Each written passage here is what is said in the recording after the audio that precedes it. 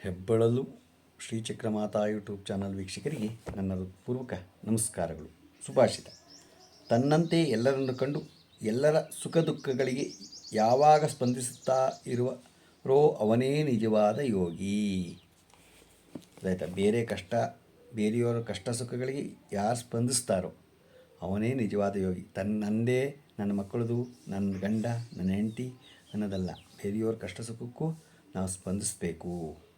ಇವತ್ತು ದಿನಪಂಚಾಂಗಕ್ಕಿಂತ ಮುಂಚೆ ಜಗದ್ಗುರು ಶಂಕರಾಚಾರ್ಯರ ಬಗ್ಗೆ ನಾವು ತಿಳ್ಕೊಳ್ಳೋಣ.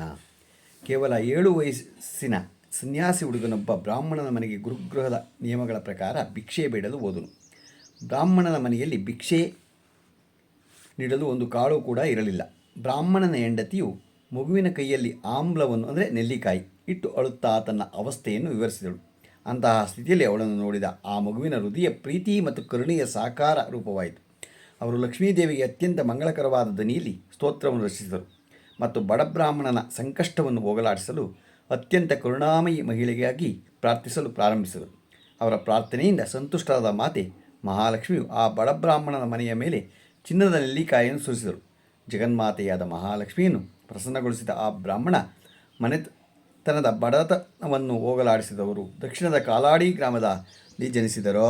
ಕಾಲಾಡಿ ಗ್ರಾಮದಲ್ಲಿ ಮಗು ಶಂಕರ ಮುಂದೆ ಜಗದ್ಗುರು ಶಂಕರಾಚಾರ್ಯ ಎಂಬ ಹೆಸರಿನಿಂದ ಅವರು ಪ್ರಸಿದ್ಧ ಆದರು.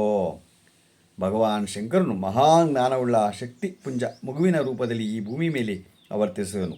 ಅವರ ತಂದೆ ಶಿವಗುರು ನಂಬೂದ್ರಿಯವರು ಮದುವೆಯಾಗಿ ಹಲವು ವರ್ಷಗಳಾದರೂ ಸಂತಾನವಾಗದೇ ಇದ್ದಾಗ ಅವರು ತಮ್ಮ ಪತ್ನಿ ವಿಶಿಷ್ಟಾದೇವಿಯರೊಂದಿಗೆ ಸಂತಾನ ಪ್ರಾಪ್ತಿಯಾಗಬೇಕೆಂದು ಆಸೆಯಿಂದ ಚಂದ್ರಮೌಳಿ ದೇವರನ್ನು ಬಹುಕಾಲ ಕಟ್ಟುನಿಟ್ಟಾಗಿ ಪೂಜಿಸಿದರು.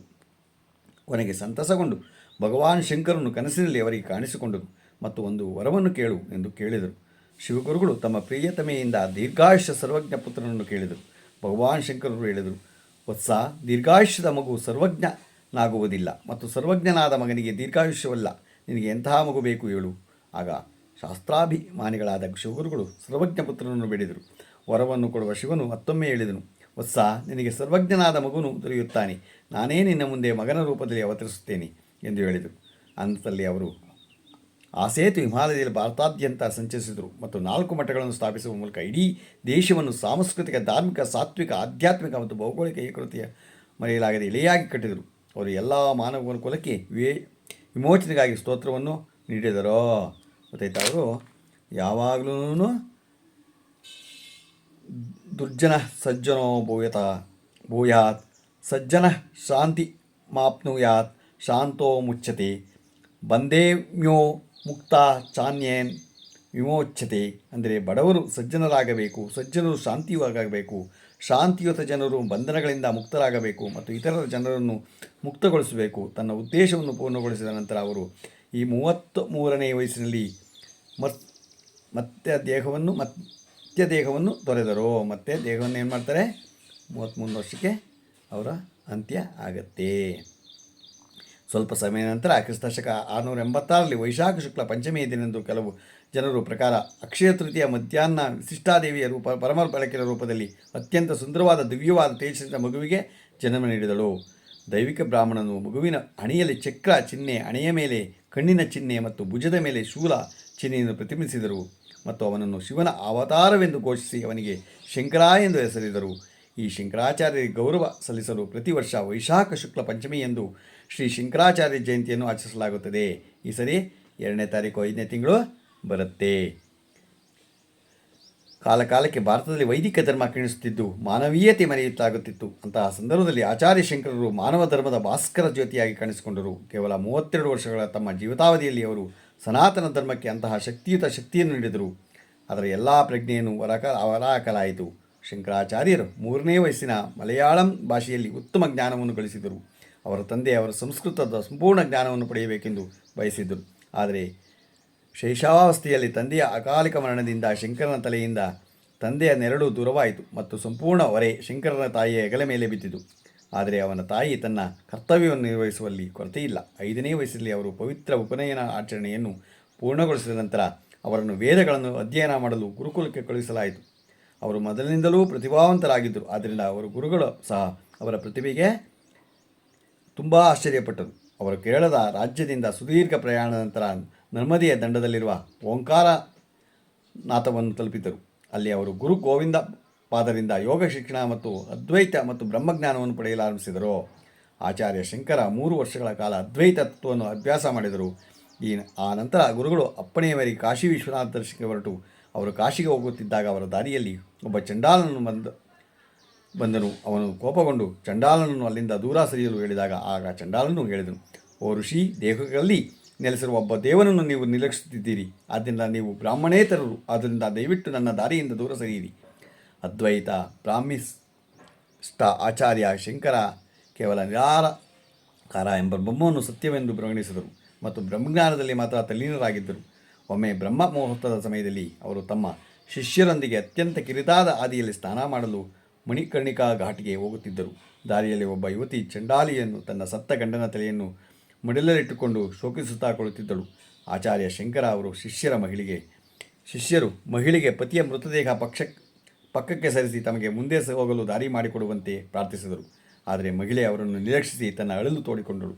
ಆಗ ಶಂಕರಾಚಾರ್ಯ ಅವರೇ ಮೃತದೇಹವನ್ನು ತೆಗೆಯುವಂತೆ ಮನವಿ ಮಾಡಿದರು. ಅವರ ಕೋರಿಕೆಯನ್ನು ಕೇಳಿದ ಆ ಸ್ತ್ರೀಯು ಹೇಳತೊಡಗಿದಳು, ಓ ಸನ್ಯಾಸಿ, ಈ ಶವವನ್ನು ತೆಗೆಯುವಂತೆ ಪದೇ ಪದೇ ಕೇಳುತ್ತಿದ್ದೀರಿ. ಈ ಮೃತದೇಹಕ್ಕೆ ದೂರ ಹೋಗುವಂತೆ ಏಕೆ ಹೇಳಬಾರದು? ಇದನ್ನು ಕೇಳಿದ ಆಚಾರ್ಯರು ಹೇಳಿದರು, ಓ ದೇವಿ, ನಿಮ್ಮ ದುಃಖದಲ್ಲಿ ಮೃತದೇಹವು ಅಸ್ವಾಧೀನ ಆದ ಮೇಲೆ ಚಲಿಸುವ ಶಕ್ತಿಯನ್ನು ಹೊಂದಿಲ್ಲ ಎಂಬುದನ್ನು ನೀವು ಬಹುಶಃ ಮರೆತಿದ್ದೀರಿ. ಆ ಸ್ತ್ರೀಯು ತಕ್ಷಣವೇ ಉತ್ತರಿಸಿದಳು, ಮಹಾತ್ಮರೇ, ನೀವು ದೃಷ್ಟಿಯಲ್ಲಿ ಶಕ್ತಿಹೀನರಾದ ಬ್ರಹ್ಮನು ಪ್ರಪಂಚದ ಸೃಷ್ಟಿಕರ್ತ. ಹಾಗಾದರೆ ಈ ಮೃತದೇಹವು ಶಕ್ತಿ ಇಲ್ಲದ ಏಕೆ ಚಲಿಸುವುದಿಲ್ಲ? ಈ ಮಳೆಯಿಂದ ಅಂತಹ ಗಂಭೀರ ಜ್ಞಾನ ಮತ್ತು ನಿಗೂಢ ವಾಕ್ಯವನ್ನು ಕೇಳಿ ಆಚಾರ್ಯರು ಅಲ್ಲಿಯೇ ಕುಳಿತರು. ಅವರು ಯೋಚನೆಗೆ ಬಿದ್ದರು. ಅವರು ದಿವ್ಯವಾದ ಮಾತುಗಳನ್ನು ಕೇಳಿ ಆಚಾರ್ಯ ಶಂಕರರು ಬಹಳ ಪ್ರಭಾವಿತರಾಗಿ ಹೇಳಿದರು, ನೀನು ನನಗೆ ಜ್ಞಾನವನ್ನು ಕೊಟ್ಟಿದ್ದೀಯ, ಅದನ್ನು ನನಗೆ ಗುರುವಾದೆ. ಹೀಗೆ ಹೇಳುತ್ತಾ ಆಚಾರ್ಯ ಶಂಕರರು ಅವಳಿಗೆ ನಮಸ್ಕರಿಸಿದಾಗ ಅಲ್ಲಿ ಆ ಚಂಡಾಲರ ಬದಲಾಗಿ ಶಿವ ಮತ್ತು 4 ದೇವರುಗಳನ್ನು ಕಂಡರು. ಕೆಲವು ದಿನಗಳ ಕಾಲ ಕಾಶಿಯಲ್ಲಿದ್ದ ಸಮಯದಲ್ಲಿ ಅವರು ಮಾಹಿಷ್ಮತಿ ನಗರದಲ್ಲಿ ಆಚಾರ್ಯ ಮಂಡಲ ಮಿಶ್ರರನ್ನು ಭೇಟಿಯಾಡಲು ಹೋದರು. ಆಚಾರ್ಯ ಮಿಶ್ರ ಅವರು ಮನೆಯಲ್ಲಿ ಮುದ್ದಿನ ಮೈನಾ ಕೂಡ ವೇದಮಂತ್ರಗಳನ್ನು ಪಠಿಸುತ್ತಿದ್ದರು. ಆಚಾರ್ಯ ಶಂಕರ ಮಿಶ್ರಾಜಿಯವರ ಮನೆಗೆ ಹೋಗಿ ಚರ್ಚೆಯಲ್ಲಿ ಅವರನ್ನು ಸೋಲಿಸಿದರು. ಪತಿ ಆಚಾರ್ಯ ಮಿಶ್ರ ಸೋತದ್ದನ್ನು ಕಂಡು ಹೆಂಡತಿ ಆಚಾರ್ಯ ಶಂಕರನಿಗೆ ಹೇಳಿದರು, ಮಹಾತ್ಮನೇ, ಇದೀಗ ನೀವು ದೇಹದ ಅರ್ಧ ಭಾಗವನ್ನು ಮಾತ್ರ ವಶಪಡಿಸಿಕೊಂಡಿದ್ದೀರಿ. ನಿನ್ನ ಯುಕ್ತಿಯಿಂದ ನನ್ನನ್ನು ಸೋಲಿಸಿದ ಮಾತ್ರಕ್ಕೆ ನೀನು ವಿಜಯ ಎಂದು ಮರೆಯಲು ಸಾಧ್ಯವಾಗದು. ಆಗ ಮಿಶ್ರಾಜಿಯವರು ಪತ್ನಿ ಶಾರದಾ ಕಾಮಶಾಸ್ತ್ರದ ಬಗ್ಗೆ ಪ್ರಶ್ನೆಯನ್ನು ಕೇಳತೊಡಗಿದರು. ಆದರೆ ಆಚಾರ್ಯ ಶಂಕರರು ಅವರು ಬಾಲ ಬ್ರಹ್ಮಚಾರಿಯಾಗಿದ್ದರು. ಆದ್ದರಿಂದ ಅವರು ಕೆಲಸಕ್ಕೆ ಸಂಬಂಧಿಸಿದ ಅವರ ಪ್ರಶ್ನೆಗಳಿಗೆ ಹೇಗೆ ಉತ್ತರಿಸುತ್ತಾರೆ? ಇದಾದ ಮೇಲೆ ಶಾರದಾದೇವಿಯಲ್ಲಿ ಕೆಲವು ದಿನಗಳ ಕಾಲಾವಕಾಶವನ್ನು ಕೇಳಿ ಪರಕಾಯವನ್ನು ಪ್ರವೇಶಿಸಿ ಆ ವಿಷಯದ ಎಲ್ಲ ಮಾಹಿತಿಯನ್ನು ಪಡೆದುಕೊಂಡರು. ಇದಾದ ನಂತರ ಆಚಾರ್ಯ ಶಂಕರ್ ಕೂಡ ಚರ್ಚೆಯಲ್ಲಿ ಶಾರದಾ ಅವರನ್ನು ಸೋಲಿಸಿದರು.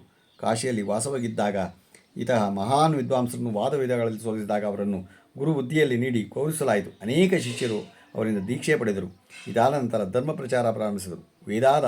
ವೇದಾಂತ ಪ್ರಚಾರದಲ್ಲಿ ನಿರಂತರಾಗಿದ್ದಾಗ ಅವರು ಅನೇಕ ಗ್ರಂಥಗಳನ್ನು ರಚಿಸಿದ್ದಾರೆ. ಮಹಾನ್ ಪ್ರತಿಭೆ ಮತ್ತು ವಿದ್ವಾಂಸರಾದ ಮಗ ಶಂಕರು ಅವರು ಕೇವಲ 2 ವರ್ಷ ವಯಸ್ಸಿನಲ್ಲಿ ವೇದ, ಪುರಾಣ, ಉಪನಿಷತ್ತು, ರಾಮಾಯಣ, ಮಹಾಭಾರತ ಇತ್ಯಾದಿ ಗ್ರಂಥಗಳನ್ನು ಕಂಠಪಾಠ ಮಾಡಿದರು. ಆನಂತರ ಗುರುಗಳಿಂದ ಗೌರವ ಪಡೆದು ಮನೆಗೆ ಹಿಂತಿರುಗಿ ತಾಯಿಯ ಸೇವೆ ಮಾಡತೊಡಗಿದರು. ಅವರಿಗೆ ತಮ್ಮ ತಾಯಿಯ ಮೇಲಿನ ಭಕ್ತಿ ಎಷ್ಟು ಇತ್ತು ಅಂತ ಗೊತ್ತಾಗುತ್ತೆ. ಅಸಾಧಾರಣವಾಗಿದೆ ಎಂದರೆ ಅವರ ಪ್ರಾರ್ಥನೆಯ ಮೇರೆಗೆ ಅವರ ಗ್ರಾಮದಿಂದ ದೂರದಲ್ಲಿ ಹರಿಯುತ್ತಿದ್ದ ಅಲ್ವಾಯಿ ಪೂರ್ಣ ನದಿಯು ತನ್ನ ಪಥವನ್ನು ಬದಲಾಯಿಸಿ ಕಾಲಡಿ ಗ್ರಾಮದ ಬಳಿ ಅಲ್ವಾಯಿ ನದಿಯು ತನ್ನ ಪಥವನ್ನು ಬದಲಿಸಿ ಕಾಲಾಡಿ ಗ್ರಾಮದ ಬಳಿ ಹರಿಯಲು ಪ್ರಾರಂಭಿಸಿತು. ಇದು ಅವರ ತಾಯಿಗೆ ನದಿಯಲ್ಲಿ ಸ್ನಾನ ಮಾಡಲು ಸುಲಭವಾಯಿತು. ಸ್ವಲ್ಪ ಸಮಯದ ನಂತರ ಅವನ ತಾಯಿ ಅವನ ಮದುವೆಯ ಬಗ್ಗೆ ಯೋಚಿಸಿದಳು. ಆದರೆ ಆಚಾರ್ಯ ಶಂಕರ ಮನೆಯ ತೊಂದರೆಗಳಿಂದ ದೂರವಿರಲು ಬಯಸಿದ್ದರು. ಜ್ಯೋತಿಷಿಯೊಬ್ಬರು ಅವರ ಜಾತಕ ನೋಡಿ ಚಿಕ್ಕ ವಯಸ್ಸಿನಲ್ಲೇ ಸಾಯುವ ಸಾಧ್ಯತೆ ಇದೆ ಎಂದು ಹೇಳಿದ್ದರು. ಇದನ್ನು ತಿಳಿದ ಆಚಾರ್ಯ ಶಂಕರರು ಮನಸ್ಸಿನಲ್ಲಿ ಸನ್ಯಾಸ ಪಡೆದು ಜನಸೇವೆಯ ಭಾವ ಬಲವಾಯಿತು. ಅವರು ತಮ್ಮ ತಾಯಿಯನ್ನು ಸನ್ಯಾಸವನ್ನು ತೆಗೆದುಕೊಳ್ಳುತ್ತೇನೆಂದು ಒತ್ತಾಯಿಸಿದರು ಮತ್ತು ಮಗು ಶಂಕರ 7 ವರ್ಷ ವಯಸ್ಸಿನಲ್ಲಿ ಸನ್ಯಾಸವನ್ನು ತೆಗೆದುಕೊಂಡು ನಂತರ ಜೀವನದ ಅತ್ಯುನ್ನತ ಗುರಿಯನ್ನು ಸಾಧಿಸಲು ಅವರು ತನ್ನ ತಾಯಿಯ ಅನುಮತಿಯನ್ನು ಪಡೆದು ಮನೆಯಿಂದ ಹೊರಟರು. ಅವನ ಒಳಗಣ್ಣಿನಲ್ಲಿ ಕಂಡಿತು, ಆದ್ಯಶಕ್ತಿ ಮಹಾಮಾಯಿ ಎಲ್ಲೆಲ್ಲೋ ಲೀಲೆಯನ್ನು ತೋರಿಸಿಕೊಳ್ಳುತ್ತಾಳೆ. ಅವನ ಹೃದಯವು ವರ್ಣಿಸಲಾಗದ ಸಂತೋಷದಿಂದ ತುಂಬಿತು ಮತ್ತು ಅವನ ತಾಯಿಯ ಬಗ್ಗೆ ಮೆಚ್ಚುಗೆಯ ಪದಗಳು ಪ್ರವಾಹವು ಅವನ ಬಾಯಿಯಿಂದ ಸ್ತೋತ್ರಗಳ ರೂಪದಲ್ಲಿ ಹೊರಹೊಮ್ಮಿತು. ಆಗ ಆಚಾರ್ಯ ಶಂಕರರು ಅಂತಹ ಸಾಗರವಾದರು. ಅದರಲ್ಲಿ ಅದ್ವೈತ, ಶುದ್ಧ ಅದ್ವೈತ, ವಿಶಿಷ್ಟಾದ್ವೈತ, ಸಗುಣ ಸಾಕಾರದ ಭಕ್ತಿಯ ಜೊತೆಗೆ ನಿರ್ಗುಣ ಬ್ರಹ್ಮದ ಜ್ಞಾನವು ಒಟ್ಟಿಗೆ ಕಲುಕಲ ಪ್ರಾರಂಭಿಸಿತು. ಅದ್ವೈತ ಜ್ಞಾನ ಭೂಮಿಯಲ್ಲಿ ನಿರ್ಗುಣ ನಿರಾಕಾರ ಬ್ರಹ್ಮನಾಗಿರುವ ಪರಮಾತ್ಮನು ಅದೇ ದ್ವೈತದ ಭೂಮಿಯಲ್ಲಿ ಸಗುಣ ಶಾರೀರಿಕನೆಂದು ಅವನು ಅರಿತುಕೊಂಡನು. ಅವರು ನಿರ್ಗುಣ ಮತ್ತು ಸಗುಣ ಎರಡನ್ನೂ ಬೆಂಬಲಿಸಿದರು ಮತ್ತು ಸಗುಣರ ಆಧಾರದಿಂದ ನಿರ್ಗುಣವನ್ನು ತಲುಪಿಸಲು ಅನಿವಾರ್ಯ ಹೆಜ್ಜೆ ಎಂದು ಪರಿಗಣಿಸಿದರು. ಜ್ಞಾನ ಮತ್ತು ಭಕ್ತಿಯ ಸಭೆಯ ಮೈದಾನದಲ್ಲಿ ಅದ್ವೈತ ಜ್ಞಾನವು ಎಲ್ಲ ಆಧ್ಯಾತ್ಮಿಕ ವಿಚಾರಗಳು ಅಂತಿಮ ಸಾಧನೆಯಾಗಿದೆ ಎಂದು ನಾನು ಅನುಭವಿಸಿದೆ. ಅವರು ಬ್ರಹ್ಮಸತ್ಯಂ ಜಗನ್ನಿತ್ಯಂ ಎಂದು ಘೋಷಿಸಿದರು ಮತ್ತು ಶಿವ, ಪಾರ್ವತಿ, ಗಣೇಶ, ವಿಷ್ಣು ಮುಂತಾದ ಭಕ್ತಿ ಸ್ತೋತ್ರಗಳನ್ನು ರಚಿಸಿದರು. ಸೌಂದರ್ಯ ಲಹರಿ, ವಿವೇಕ ಚೂಡಾಮಣಿ ಅಂತಹ ಅತ್ಯುತ್ತಮ ಗ್ರಂಥಗಳು ರಚಿಸಿದರು. ಪ್ರಸ್ಥಾನ ತ್ರೈಲಾಜಿಗೆ ವ್ಯಾಖ್ಯಾನಗಳನ್ನು ಬರೆದಿದ್ದರು. ಅವರು ನಿರಾಕರಿಸಲಾಗದ ವಾದಗಳಿಂದ ಶೈವ, ಶಾಕ್ತ, ವೈಷ್ಣವರ ನಡುವಿನ ಸಂಘರ್ಷವನ್ನು ಕೊನೆಗೊಳಿಸಿದರು ಮತ್ತು ಪಂಚದೇವರ ಆರಾಧನೆಗೆ ದಾರಿ ಮಾಡಿಕೊಟ್ಟರು. ಎಲ್ಲೆಲ್ಲೂ ಆದ್ಯಶಕ್ತಿ ಮಹಾಮಾಯೆಯೇ ಲೀಲೆಯಲ್ಲಿ ಶೋಕಿಸುತ್ತಿರುವುದನ್ನು ತನ್ನ ಒಳಗಣ್ಣಿನಲ್ಲಿ ಕಂಡರು. ಅವರ ಹೃದಯ ವರ್ಣಾತೀತ ಸಂತೋಷವನ್ನು ತುಂಬಿತು ಮತ್ತು ತಮ್ಮ ತಾಯಿಯ ಬಗ್ಗೆ ಮೆಚ್ಚುಗೆ ಮಾತುಗಳನ್ನು ಅವರ ಬಾಯಿಯಿಂದ ಸ್ತೋತ್ರಗಳ ರೂಪದಲ್ಲಿ ಹೊರಹೊಮ್ಮಿದವು. ಎಷ್ಟು ಚೆನ್ನಾಗಿದೆ ನೋಡಿ. ನಮ್ಮ ಶಂಕರಾಚಾರ್ಯರ ಬಗ್ಗೆ ನಾವು ಇವತ್ತು ಸಂಕ್ಷಿಪ್ತವಾಗಿ ನಾವು ಸ್ವಲ್ಪ ತಿಳ್ಕೊಂಡ್ವು. ಈಗ ದಿನಪಂಚಾಂಗವನ್ನು ನಾವು ತಿಳ್ಕೊಳ್ಳೋಣ. ನಾವು ಈಗ ದಿನಾಂಕ 9/4/2025 ಬುಧವಾರ, ಶ್ರೀ ವಿಶ್ವಾವಸುನಾಮ ಸಂವತ್ಸರ, ಉತ್ತರಾಯಣ, ಚೈತ್ರ ಮಾಸ, ವಸಂತ ಋತು, ಶುಕ್ಲಪಕ್ಷ, ತಿಥಿ ಏಕಾದಶಿ, ರಾತ್ರಿ 11:41, ನಕ್ಷತ್ರ ಮಳಕೆ, ಹಗಲು 11:14, ಮಳೆ ರೇವತಿ 3ನೇ ಪಾದ, ರಾಹುಕಾಲ 12:25ರಿಂದ 1:57 ತನಕ ಇದೆ. ಕುಳಿಕ ಕಾಲ 10:52ರಿಂದ 12:25 ತನಕ ಇದೆ. ಯಮಗಂಡ ಕಾಲ 7:46ರಿಂದ 9:19 ತನಕ ಇದೆ. ಇವತ್ತು ಯಾರು ಹುಟ್ಟುಹಬ್ಬ ಆಚರಿಸ್ಕೊತಿದ್ರು, ಮದುವೆಯಾದ ದಂಪತಿಗಳು ವಾರ್ಷಿಕೋತ್ಸವ ಆಚರಿಸ್ಕೊಂತಿರೋರಿಗೆ ನಮ್ಮ ಹೆಬ್ಬಳದೂರು ಶ್ರೀ ಚಕ್ರಮಾತಾ ಯೂಟ್ಯೂಬ್ ಚಾನಲ್ ಕಡೆಯಿಂದ ಶುಭಕಾಮನೆಗಳನ್ನು ತಿಳಿಸ್ತೀವಿ. ದೇವರವರಿಗೆ ಆಯಸ್ಸು, ಆರೋಗ್ಯ, ಐಶ್ವರ್ಯ ಎಲ್ಲ ಕೊಟ್ಟು ಕಾಪಾಡಲಿ ಅಂತ ಕೇಳ್ಕೊತೀನಿ. ನಮ್ಮ ಹೆಬ್ಬಳದೂರು ಶ್ರೀ ಚಕ್ರಮಾತಾ ಯೂಟ್ಯೂಬ್ ಚಾನಲ್ ಯಾರು ಸಬ್ಸ್ಕ್ರೈಬ್ ಆಗಿಲ್ಲ ದಯಮಾಡಿ ಸಬ್ಸ್ಕ್ರೈಬ್ ಆಗಿ, ಲೈಕ್ ಕೊಡಿ. ಇದು ನಿಮ್ಮದೇ ಚಾನಲ್ ಆಗಿದ್ದರಿಂದ ನಮ್ಮ ಲಿಂಕನ್ನು ಬೇರೆ ಫಾರ್ವರ್ಡ್ ಮಾಡಿ. ನಮಸ್ಕಾರಗಳು.